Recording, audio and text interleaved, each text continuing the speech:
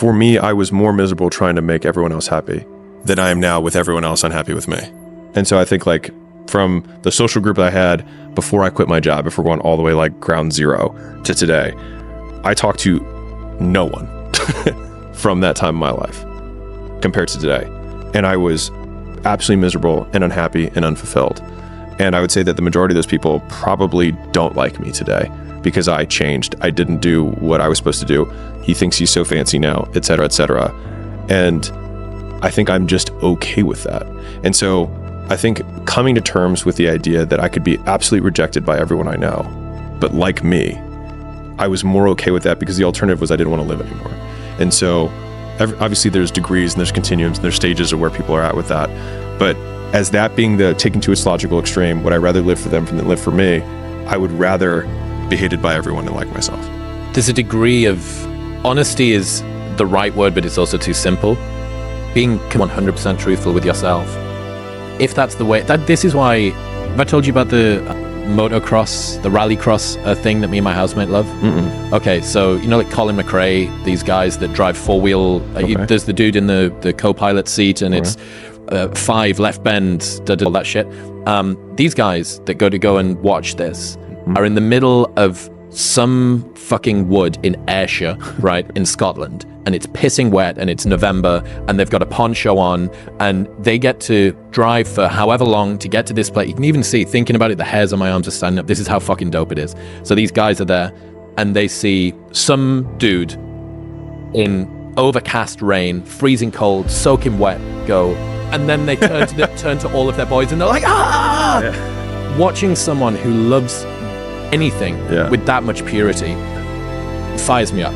It fires me up. Like, we love watching. We don't watch it for what the cars are doing. We watch it for what it does to the spectators. And that degree of just unencumbered passion. Not being apologetic. They're probably wearing comfy shit. They're not wearing cowboy boots. You know what I mean? No one. They look like a large condom in this poncho. Do they care? They don't care. And that's purity.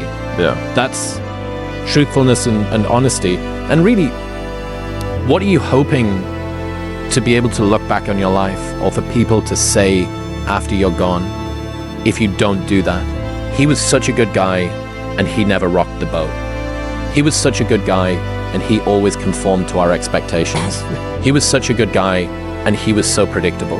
Like, people think, and I did throughout a lot of my 20s, I thought that what people wanted from me was someone that they could easily predict. But I realized when I thought about the people that I loved in my life, I didn't love them because of how predictable they were.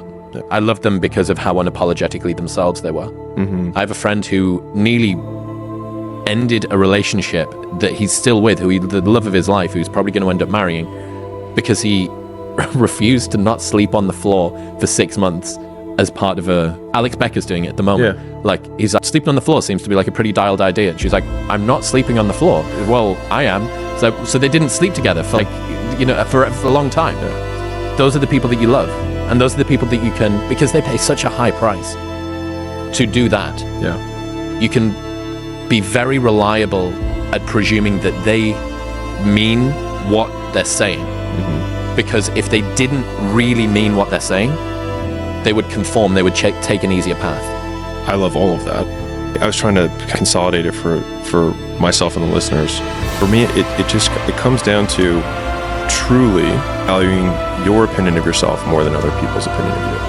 And it's an easy thing to say, and it's incredibly hard to do, because that means that if you disagree with everyone else in the room, there's this meme that I love, I don't know if you've seen it. There's this little cartoon of this one little guy, and then there's like an ocean of people that way, and it just says, yes, you're all wrong. And I feel like that meme, my Trevor Cashew, my brother and editor in the books, in the battle against nihilism and towards truth, we send that meme back and forth to one another when we're like, yes, everyone is wrong about this word. We are right.